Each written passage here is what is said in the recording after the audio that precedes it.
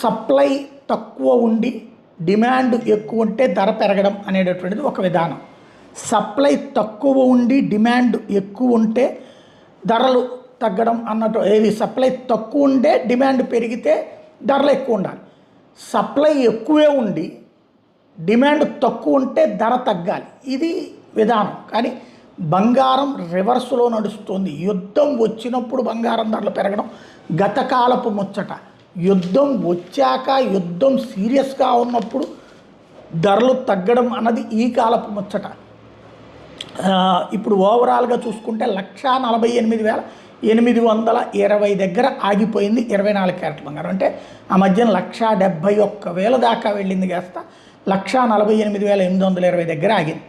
22 క్యారెట్ల బంగారం మధ్య 1,51,53,000 దాకా వెళ్ళింది. కాస్త ఇప్పుడు 1,35,110 దగ్గర ఆగింది.